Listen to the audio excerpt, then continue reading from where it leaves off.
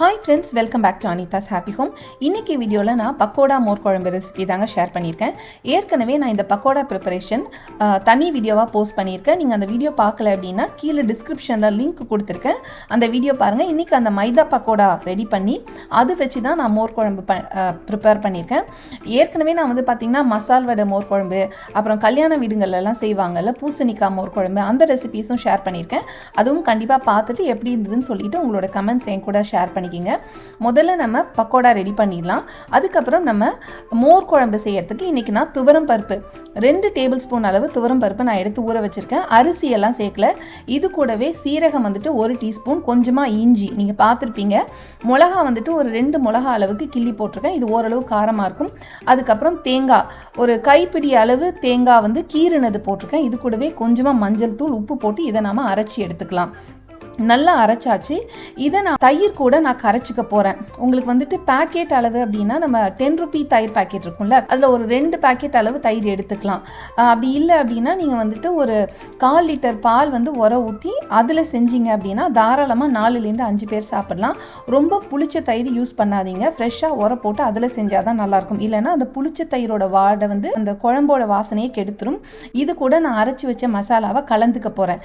நான் இன்னும் cooking start பண்ணவே இல்லை. மண் சட்டியில் தயிர் சேர்த்து கொஞ்சமாக தண்ணி ஊற்றி அதை நல்லா மிக்ஸ் பண்ணிட்டு இது கூட நான் அரைச்சி வச்ச மசாலாவை, அதாவது துவரம் பருப்பு, தேங்காய், இஞ்சி எல்லாம் போட்டு அரைச்சோம்ல, அதை நல்லா மிக்ஸ் பண்ணிக்கிறேன். இப்போ நாம இதை அடுப்பில் வச்சு சூடு பண்ண போகிறோம். மோர் குழம்புல வந்து பார்த்தீங்கன்னா நிறைய மெத்தட் இருக்கு. நான் ஒவ்வொரு வாட்டியும் ஒவ்வொரு மெத்தட் தான் காமிக்கிறேன். இது கூட கொஞ்சமாக பெருங்காயத்தூளும் உப்பும் நான் கலந்துக்கிறேன். ஏற்கனவே நம்ம மசாலா அரைக்கிறப்ப கொஞ்சம் போட்டோம், பட் இப்போ நம்ம கரைச்சிருக்கோம். அந்த திட்டத்துக்கு உப்பு போட்டுக்கிறேன். ரொம்ப நேரம் அது கொதிக்க விடக்கூடாது. ரொம்ப நேரம் கொதிச்சுதுன்னா திரிஞ்சு போயிடும். அதுதான் நம்ம ரொம்ப கவனமாக வச்சுக்கணும். நீங்கள் காய் போட்டு வேக வைக்கிறீங்க அப்படின்னா தனியாக வேக வச்சு எடுத்துக்கோங்க. வடையெல்லாம் ப்ரிப்பேர் பண்ணிங்கன்னா ப்ரிப்பரேஷன் முடிச்சுட்டு நீங்கள் வந்து குழம்பு ரெடி பண்ண ஆரம்பிச்சிங்கன்னா ஒரு 10 நிமிஷத்தில் நம்ம மோர் குழம்பு ரெடி பண்ணிடலாம். சைடில் மோர் குழம்புக்கு தாளித்து எடுத்துக்கலாம். மோர் குழம்புக்கு வந்து பார்த்திங்கன்னா அந்த குண்டு மிளகா இருக்கும்ல, சின்ன சின்னதாக, அது போட்டு தாளிச்சோன்னா ரொம்ப நல்லாயிருக்கும். அப்படி இல்லைன்னா நீங்கள் ரெகுலர் மிளகா போட்டுக்குங்க. நல்லெண்ணெயில் தாளித்தோம் அப்படின்னா தான் நல்லாயிருக்கும். கொஞ்சம் தாராளமாகவே எண்ணெய் சேர்த்து கடுகு, கருவேப்பிலை, காஞ்ச மிளகா, சீரகம் இதெல்லாம் சேர்த்துக்கலாம். உங்களுக்கு இன்னும் எக்ஸ்ட்ரா கொஞ்சம் வாசனை வேணும்னா இந்த எண்ணெயில கூட நீங்க கொஞ்சமா பெருங்காயத்தூள் போட்டு தாளிச்சு நம்ம மோர் குழம்பு கூட சேர்த்துட்டோம் அப்படின்னா நம்மளோட மோர் குழம்பு ரெடி. ரொம்ப ஈஸியான மெத்தட் இது. அதுக்கப்புறம் நம்ம வடை போடுறப்ப என்னன்னா சாப்பிட்றதுக்கும் ஒரு 10 மினிட்ஸ் முன்னாடி போட்டோம்னா சரியா இருக்கும். அப்படி இல்லைன்னா என்ன ஆயிடும், அந்த வடை வந்து ஃபுல்லா எல்லாத்தையும் உறிஞ்சிக்கிட்டு குழம்பே இல்லாம போயிடும். நம்ம வடை போட்டு மோர் குழம்பு செய்யறப்ப நம்ம நார்மலா வைக்கிறத விட கொஞ்சம் வந்து நீர்க்க கரைச்சிக்கலாம். ஏன்னா அது நல்லா உறிஞ்சிரும். அதனால கொஞ்சம் நீர்க்க கரைச்சோம்னா சரியா இருக்கும். காய்கறிக்கு கொஞ்சம் கெட்டியாக கரைச்சிக்கலாம்.